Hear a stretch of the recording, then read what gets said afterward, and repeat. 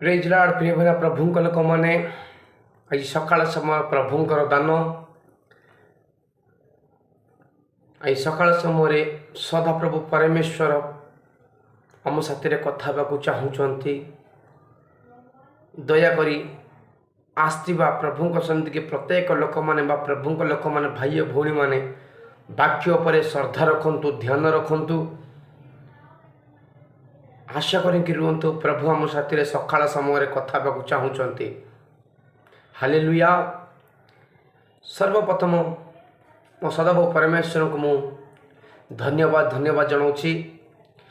प्रभु लोक मैंने प्रभु सन्धिक आस प्रत्येक लोक मानक प्रभु नाम मुझे प्रेज लॉर्ड जनाऊँगी। हालेलुया। आसवा प्रत्येक लोक मैंने आंठु पकईकी आखि बुझंतु। आम प्रभु सन्धि प्रार्थना करी आम आग को जीवा। प्रिय मैंने पिता परमेश्वर मु तुम नाम प्रार्थना करुच्ची।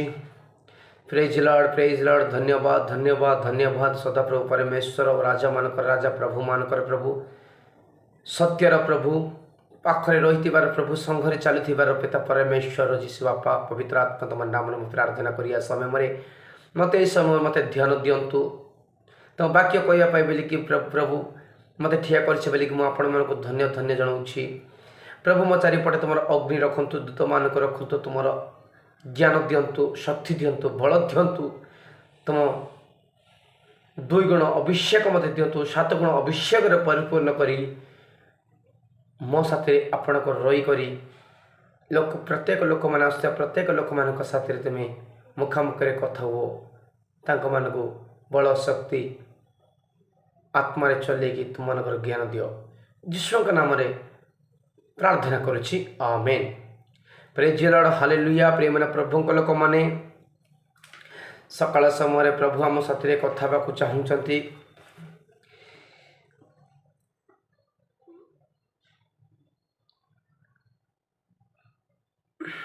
हालेलुया।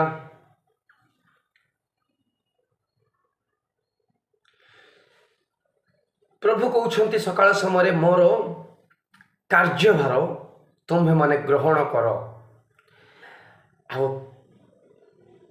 कार्यभार अर्थ कौन बेले मु तुमको जनइबा चाहूँगी। तापर मु आगू जीवा चाहूँगी। बाइबल आनी प्रत्येक लोक मैंने बाइबल खोलतु। पुस्तक आनी प्रत्येक लोक मैंने प्रति डिम्पेरेस प्रभुंर वाक्य लिखा चेष्टा करूँ। अन्य लोक तुम्हें लिखिले अन्य व्यक्ति मान तुम्हें कहवाको भय पड़। हालेलुया। आज वाक्य कौन संवाद प्रभु कहते मोर कार्यभार तुम्हें ग्रहण कर। आमे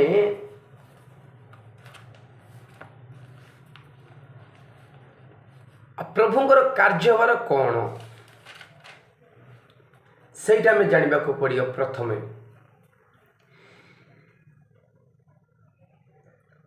मथौ लिखित सुसमाचार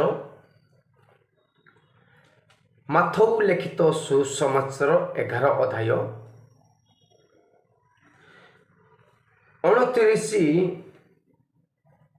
शब्दरे लेखाई वाक्य मु पढ़ुची। ध्यान दिंतु।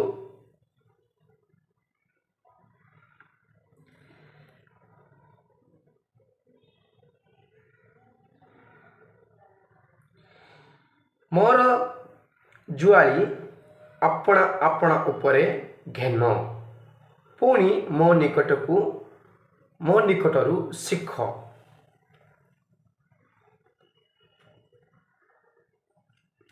कारण मु मुद्रशील नर्मचित्त आउ तुम्हें माने अपना अपना आत्मा विश्राम पाइब। प्रभु नाम महिमा घनता प्रशंसा हो। आमेन। आउ थे पढ़ुची वाक्य ध्यान दिंतु। मोर जुआलिया अपना अपना उपरे घेनी पुणी मो निकटरू शिख। कारण मु मुद्रशील ओ नर्मचित्त आउ तुम्हें माने अपना अपना आत्मा विश्राम पाइब बोले कि ସଦାପ୍ରଭୁ ପରମେଶ୍ୱର ଆମ ମାନଙ୍କ ତୁଲେ କଥା ହେଉଛନ୍ତି। ପ୍ରିୟମାନେ ପ୍ରଭୁଙ୍କ ଲୋକମାନେ, ଏବେ ଅନେକ ଲୋକଙ୍କଠାରେ ରାଜାମାନଙ୍କଠାରେ ଅନେକ ଲୋକମାନେ କାମ କରୁଛନ୍ତି। ରାଜା ଗୋଟେ ଶବ୍ଦ କହିଲା ସମୟରେ ତାଙ୍କ ପାଖରେ କାମ କରୁଥିବା ସୈନ୍ୟ ଲୋକମାନେ କଥା ଶୁଣୁଛନ୍ତି। କ'ଣ ପାଇଁ କଥା ଶୁଣୁଛନ୍ତି? ତାଙ୍କର ଭାର କ'ଣ ପାଇଁ ବହନ କରୁଛନ୍ତି ବା ଗ୍ରହଣ କରୁଛନ୍ତି? ପ୍ରିୟମାନେ ପ୍ରଭୁଙ୍କ ଲୋକମାନେ, ଦୟచేసి ଏ ସକାଳ ସମୟର ବାକ୍ୟ ତୁମେ ସମ୍ପୂର୍ଣ୍ଣ ଭାବରେ ଧ୍ୟାନରେ ଶୁଣନ୍ତୁ। ତୁମେ ଯଦି ବାକ୍ୟ ଶୁଣିବ, ଧ୍ୟାନ ଶୁଣିପାରିବ, ତୁମମାନେ ଆଜି ସକାଳେ ମୋ ପ୍ରଭୁ କହୁଥିବା ପ୍ରତ୍ୟେକ ବାକ୍ୟ ତୁମ ହୃଦୟରେ ଫଳିତ ହଉ। ଆମେନ୍।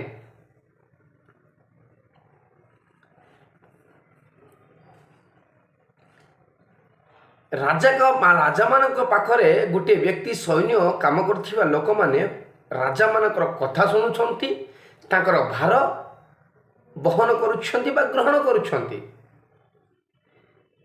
ପ୍ରଭୁ କହୁଛନ୍ତି ଯେ ମୋର କାର୍ଯ୍ୟଭାର ତୁମେ ଗ୍ରହଣ କର, ମୋ ଠାରୁ ଶିଖ, କାରଣ ମୁଁ ଆତ୍ମାରେ ସରଳ ଆଉ ନର୍ମ, ତେଣୁ ତୁମେ ନିଜ ଆତ୍ମାରେ ବିଶ୍ରାମ ପାଇବ।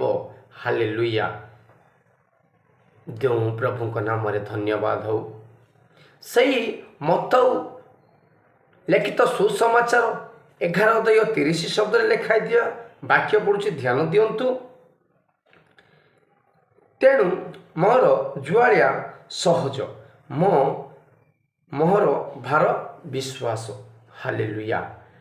ଏରେ 30 ଭାଗରେ ମଧ୍ୟ କହୁଛି, ତାର ବାକ୍ୟର ଅର୍ଥ କ'ଣ ବେଲେ, ଯେଉଁ କାର୍ଯ୍ୟ ମୁଁ ତୁମମାନଙ୍କୁ କହୁଛି ତାହା ସହଜ ଅଟେ ଏବଂ ଯେଉଁ ଭୋଜ ତୁମ ଉପରେ ରଖୁଛି ତାହା ହାଲୁକା ଅଟେ ବୋଲିକି କହୁଛନ୍ତି। ପ୍ରଭୁଙ୍କର ଯଦି ଗୋଟେ ଓଜନ ଆମେ ଗ୍ରହଣ କରିଲା ସମୟରେ ପ୍ରତ୍ୟେକ ଦିନ ଆମକୁ ସେ ଦେଖ ହାଲୁକା ହେଇଯାଉଛି। ଦେଖନ୍ତୁ ପ୍ରିୟମାନେ ପ୍ରଭୁଙ୍କ ଲୋକମାନେ, ଜଣକ ଘର ଘରେ ଶଗଡ଼ ଗାଡ଼ି ଥାଉଛି। ଶଗଡ଼ ଗାଡ଼ି ଚଲେଇବା ବ୍ୟକ୍ତି ଦୁଇଟା ବଳଦକୁ ରଖିଛନ୍ତି। ତାଙ୍କୁ ଦାନ ଦେଲା ପରେ ତାଙ୍କମାନେ କାମ କରୁଛନ୍ତି। ସେପରି ଆମେ ମଧ୍ୟ ପ୍ରଭୁଙ୍କ ନିକଟରେ ଯଦି ଭାରଗ୍ରସ୍ତ ହୋଇପାରିବା, ପ୍ରତ୍ୟେକ ଦିନ ଆମମାନଙ୍କୁ ସହଜ ଅଟେ। ପ୍ରଭୁଙ୍କ ନାମରେ ମହିମା, ଗୌରବ, ପ୍ରଶଂସା ଓ ହାଲେଲୁୟା।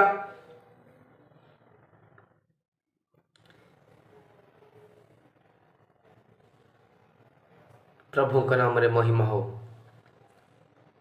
ହେବ୍ରୀ ପତ୍ର 5:8 ଶବ୍ଦରେ ଆମେ ଆଉ ଗୋଟିଏ ବାକ୍ୟ ନିମନ୍ତେ ଯିବା। ଆମେ ହେବ୍ରୀ ପୁସ୍ତକ 5:8 ଶବ୍ଦରେ ଲେଖାଯାଇଥିବା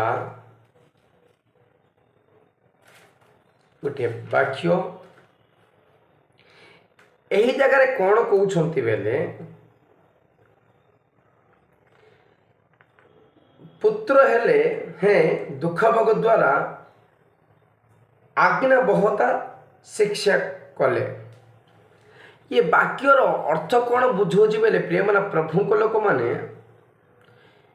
ଯୀଶୁ ପରମେଶ୍ୱରଙ୍କ ପୁତ୍ର ଥିଲେ, ତଥାପି ଦୁଃଖ ଭୋଗ ଦ୍ୱାରା ଆଜ୍ଞା ବହତା ଶିଖିଲେ ବା ଆଜ୍ଞା ମାନିଲେ, କଥା ମାନିଲେ।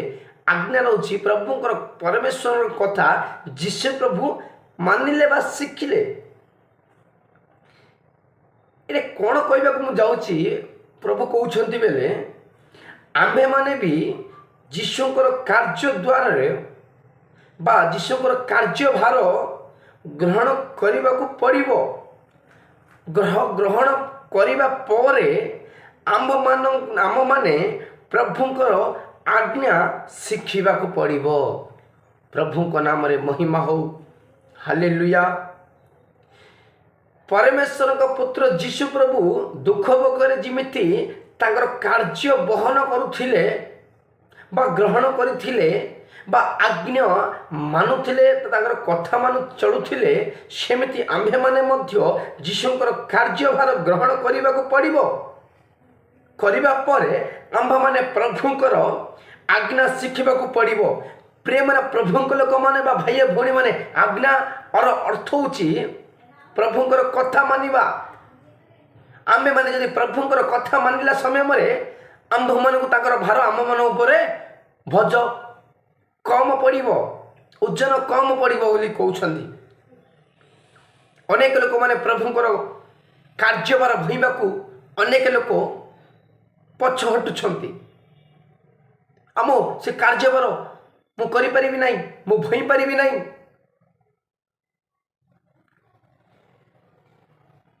ଅନେକ ଲୋକ ମୁଁ ଦେଖୁଛି ପ୍ରିୟମାନେ, ପ୍ରଭୁଙ୍କ ଲୋକମାନେ କାର୍ଯ୍ୟଭାର ରହୁଛି ପ୍ରଭୁଙ୍କର କଥା ମାନିବାଟା। ଅନେକ ଲୋକ କଥା ମାନୁନାହାନ୍ତି।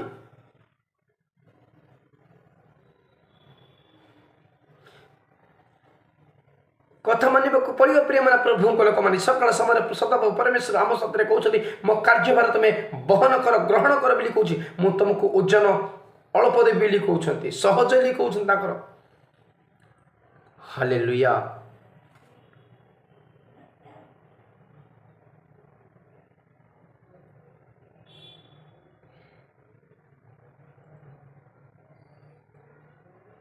ଏକ ଜନ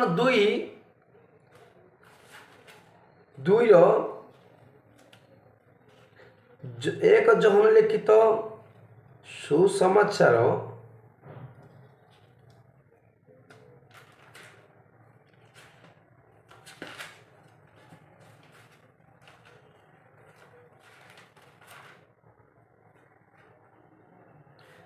2:6 ଶବ୍ଦରେ ଲେଖା ହେଇଥିବା ବାକ୍ୟ କ'ଣ ବେଲେ,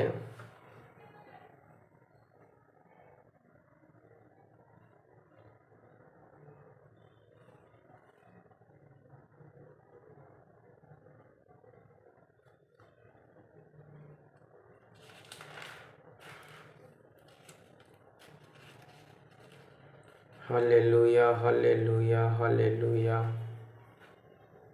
हालेलुया हालेलुया हालेलुया हालेलुया। యేసయ్యా ଯୀଶୁ ବାପା, ମୁଁ ତୁମକୁ ଧନ୍ୟବାଦ ଜଣାଉଛି। Thank you Holy Spirit Jesus, परिशुद्धात्मा।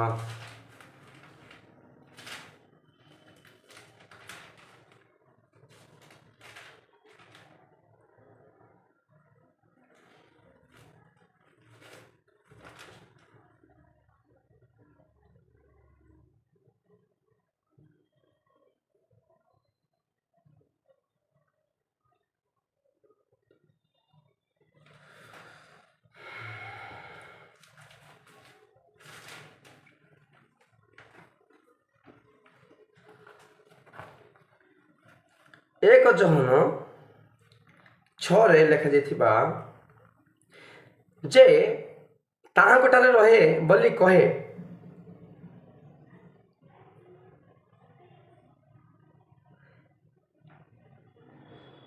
ସେ ତାହାଙ୍କଠାରେ ରହେ ବୋଲି କହେ, ତାହାର ତାଙ୍କ ପରି ଆଚରଣ କରିବା ମଧ୍ୟ କର୍ତ୍ତବ୍ୟ।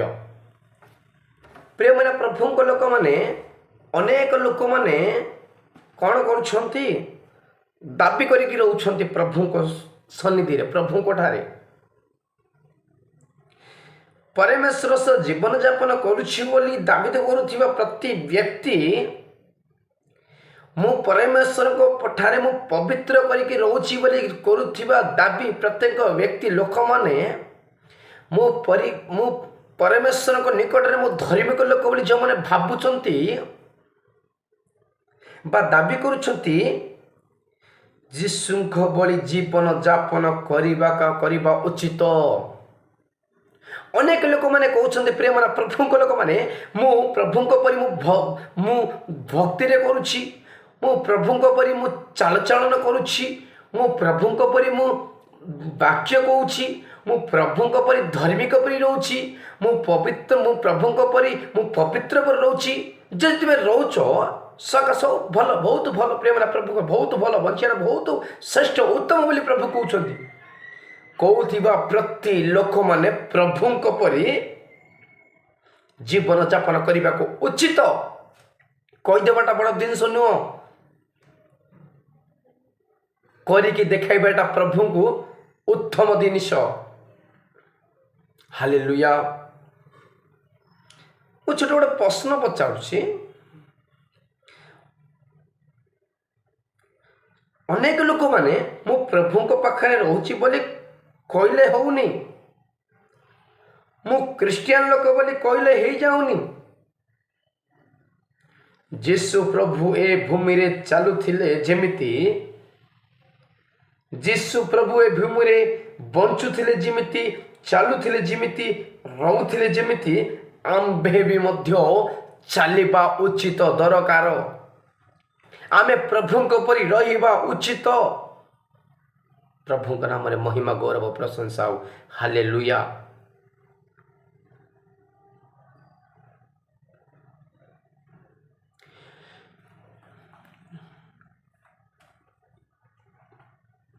ଲୁକ ଲିଖିତ ସୁସମାଚାର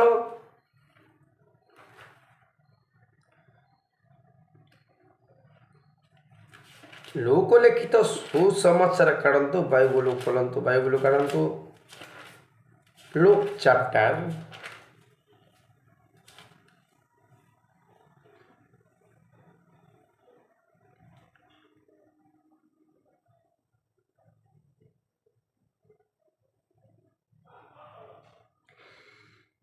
51।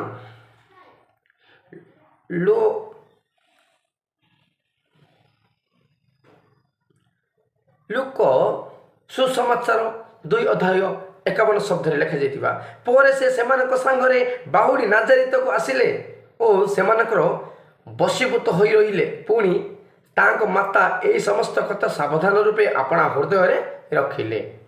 ହାଲେଲୁୟା। ଏ ବାକ୍ୟ କ'ଣ ବୁଝିପାରିଲ ପ୍ରିୟମାନେ ପ୍ରଭୁଙ୍କ ଲୋକମାନେ? ବାକ୍ୟର ଅର୍ଥ ହେଉଛି ଯୀଶୁ ସେମାନଙ୍କ ସହିତ ନାଜାରିତକୁ ଗଲେ, ସେ ବାପାମାନଙ୍କର ଆଜ୍ଞା ପାଳନ କଲେ। ପ୍ରଭୁଙ୍କ ନାମରେ ମହିମା ଘନତା ପ୍ରଭାବ ହଉ। ହାଲେଲୁୟା। ଯୀଶୁ ସେମାନଙ୍କ ସହିତ ନାଜାରିତକୁ ଗଲେ କ'ଣ ପାଇଁ ଯାଇଥିଲେ? ସେ ବାପା ମାଙ୍କର ଆଜ୍ଞା ପାଳନ କରିବାକୁ।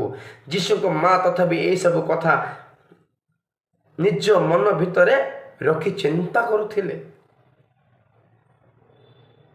ସିରିଆ ମାନଙ୍କର ମାଙ୍କ ଆଜ୍ଞା ମାନୁଥିଲେ। ସିରିଆ ଆମ୍ଭେ ଭୂମିରେ ବଞ୍ଚୁଥିଲା ବେଳେ କଥା ମାନିବାକୁ ପଡ଼ିବ। ପ୍ରିୟମାନେ ପ୍ରଭୁଙ୍କ ଲୋକମାନେ, ଗୋଟିଏ ବ୍ୟକ୍ତି ତାଙ୍କ ମା ବାପାଙ୍କ ଆଜ୍ଞା ମାନିଲା ପରି ସଦାପ୍ରଭୁ ପରମେଶ୍ୱର ସୃଷ୍ଟିକର୍ତ୍ତା ଆମର ପ୍ରଭୁ, ସତ୍ୟରୂପ ପ୍ରଭୁ, ଦୟାଳୁ ପ୍ରଭୁ, ମୁଖରେ କଥା ହେଉଥିବାର ପ୍ରଭୁ, ଆମ ପାଖ ସଂଘରେ ରହୁଥିବାର ପ୍ରଭୁ, ଆମ୍ଭେ ମଧ୍ୟ ସିରିଆ ତାଙ୍କ ମାଙ୍କ କଥା ମାନିଲା ପରି, ଆଜ୍ଞା ପାଳନ କଲା ପରି ଆମ୍ଭେ ମଧ୍ୟ ସୃଷ୍ଟିକର୍ତ୍ତା ଆମ ପ୍ରଭୁ କଥା ଆମେ ପାଳନ କରିବାକୁ ପଡ଼ିବ। ପ୍ରଭୁଙ୍କ ନାମରେ ମହିମା ହାଲେଲୁୟା। ପ୍ରିୟమైన ପ୍ରଭୁଙ୍କ ଲୋକମାନେ, ମୁଁ ସମାପ୍ତ କରିବାକୁ ଚାହୁଁଛି। ହାଲେଲୁୟା। ପ୍ରିୟమైన ପ୍ରଭୁଙ୍କ ଲୋକମାନେ, ଆଜି ବାକ୍ୟ କ'ଣ ପ୍ରଭୁ ଆମ ସାଥିରେ କହୁଛନ୍ତି ବେଲେ, ମୋର ଭାର କାର୍ଯ୍ୟ ତୁମେ ଗ୍ରହଣ କର। ପ୍ରଭୁଙ୍କର ଭାର ଗ୍ରହଣ କଲେ ଆମ୍ଭମାନେ, ତାର ଅର୍ଥ ହେଉଛି ପ୍ରଭୁ ଯୀଶୁ ପ୍ରଭୁ ପରମେଶ୍ୱରଙ୍କର କଥା ଆଜ୍ଞା ପାଳନ କଲା ପରି ଆମ୍ଭେ ମଧ୍ୟ ତାଙ୍କର କଥାବାର୍ତ୍ତା ଆମେ ପାଳନ କରିବାକୁ ପଡ଼ିବ। ତାଙ୍କର ଭାର ଆମେ ବହନ କରିବାକୁ ପଡ଼ିବ। ପ୍ରିୟମାନେ ପରମେଶ୍ୱର ପିତା ପରମେଶ୍ୱରଙ୍କ ପୁଅ ଝିଅମାନେ, ପ୍ରଭୁ କହୁଛନ୍ତି ମୋର ଭାର ତୁମେ ଗ୍ରହଣ କଲେ। ମୋର ଭାର କେମିତି ଥାଉ ଜାଣିଛ? ମୋର ଭାର ଓଜନ କମ ଥାଉଛି। ହାଲେଲୁୟା। ପ୍ରିୟମାନେ ପ୍ରଭୁଙ୍କ ଲୋକମାନେ ବା ଭାଇ ଭଉଣୀମାନେ, ସିରିଆ ତାଙ୍କ ମା ବାପାଙ୍କ କଥା ମାନିଲା ପରି ବା ପାଳନ କଲା ପରି ଆମ୍ଭେ ମଧ୍ୟ ସର୍ବ ସୃଷ୍ଟିକର୍ତ୍ତା ପ୍ରଭୁଙ୍କର କଥା ଆମେ ମାନିବାକୁ ପାଳନ କରିବାକୁ ପଡ଼ିବ। ଯୀଶୁ ନାଜାରେତକୁ ଫେରିଲା ସମୟରେ ତାଙ୍କ ମା ବାପାକୁ ଆଜ୍ଞା ପାଳନ କଲା ପରି ଆମ୍ଭେ ମଧ୍ୟ ସୃଷ୍ଟିକର୍ତ୍ତା ପ୍ରଭୁଙ୍କ ଆମେ କଥା ପାଳନ କରିବାକୁ ପଡ଼ିବ। ହାଲେଲୁୟା। ପ୍ରତ୍ୟେକ ଲୋକ ଆସ୍ତେ ପ୍ରତ୍ୟେକ ଲୋକମାନେ ଆଣ୍ଠୁ ପକାଇକି ଆଖି ପର୍ଯ୍ୟନ୍ତ ପ୍ରାର୍ଥନା କରିବା। ଶେଷ ପ୍ରାର୍ଥନା, ସମାପ୍ତ ପ୍ରାର୍ଥନା। हे पिता परमेश्वर मु तुम नाम मु प्रार्थना करुच्ची। धन्यवाद धन्यवाद धन्यवाद। ए प्रत्येक सकाळ समय मत बल शक्ति ज्ञान देकी तुम आत्मा चलैछ बोली मु तुमको धन्यवाद जनाऊँ। पिता परमेश्वर पवित्र आत्मा जो मैंने वाक्य शुणुंट से मन परिवर्तन हो, से खुशी रे मंगल रे आशीर्वाद पान जीशु नाम रे महिमा गौरव प्रशंसा हो। आमेन। आसे प्रत्येक लोक मान मु प्रभु नाम रे प्रेज लॉर्ड जनाऊँ। हालेलुया। ए वाक्य सब तुम जीवन में तुम परिवार जीवन में सफलता हो। आमेन।